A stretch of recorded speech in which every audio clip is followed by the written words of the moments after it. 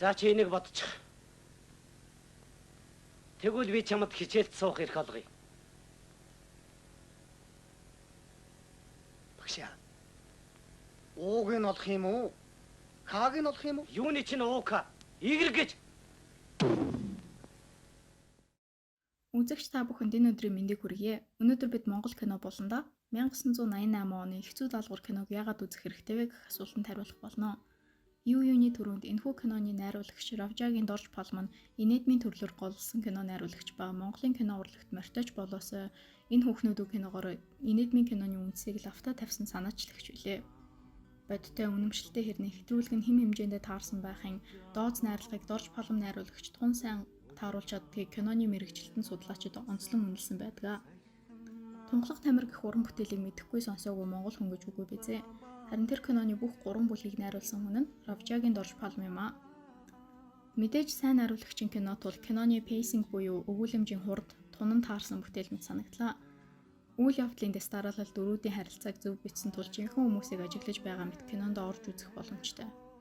Хүн болгоны амьдралдаа ядаж нэг удаа тулгардаг бяцхан асуудлыг хэцүү даалгавар бүтээл нь инээдмийн аястай харуулжээ. Хэрэг олоход хэрэмний сүл гэх чир нэг ч хүн санагддаггүй ш.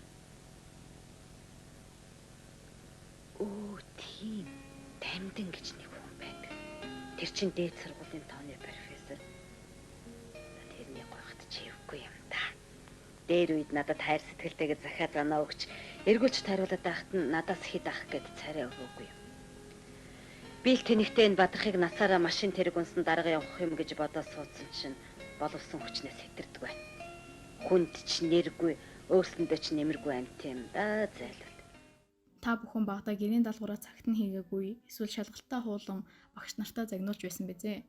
Тиймэрхүү үед мэдрэгддэг бяцхан айдас, паник болон араас нь бодогддог бодлуудыг их сайн дүрслэн гаргасан бүтээл юм. Бодож чадахгүй бодлогоо өөрөө бодох гэж нэг үзнэ, өөр хүнээр бодуулах гэж нэг үзнэ, тэг хамгийн сүүлд нь аргалах гэж нэг үзнэ. Энэхүү кинонд хүмүүсийн ажил амьдралаа аргалах гэж буй сэтгэлийг шүүмжлэн яжилч бас харуулна.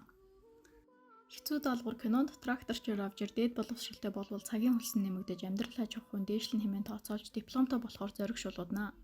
Гэвч ажлын ихэрч гэхүү амьдралын хатуугаарч гэхүү 2 дугаар курсын гэрийн даалгавраа юур бодож чаддаггүй.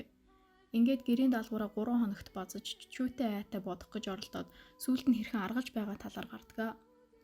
Кис нийгмийн амьдралын хэв маягийг залуус бид хизээч үзэхгүй билээ. Харин энэ киноны үйл явдал ихэнхдээ Улаанбаатар хотод өрнөж байгаа нь бяцхан цаг хугацааны аялал хийж байгаа мэт сэтгэл төрүүлнэ. Архины очор, барилга багтай хот, хүмүүсийн өмссөн зөөсөнгөө жирийн айлын гэр харилцааг яруу тодор харж болох нь их сайхан. Дорж Палман ихэнх бүтээлүүд хизээч хоцрогддоггүй классик нийгмийн асуудлууд хүмүүсийн зан арын шин гаргаж ирсэн байдаг ба энэхүү киноч бас тийм юм. Хэцүү даалгавар киног үзэх олон өөр шалтгаан бий. Дууны сонголт, жүжигчдийн гарамгаа дүрслэлээс гадна киноны төгсгөл хэсэг гэх мэт. Тийм учраас цагаа гаргаад энэхүү киног заавал үзээрэй. YouTube дээр үнэгүй байгаа. Энэ бичлэгийг үзэж дуусгасан үзэгч танд баярлалаа. Харин дараагийн кино болонгаараа бид ямар киног анхааран авч үзүүлдээрвэ?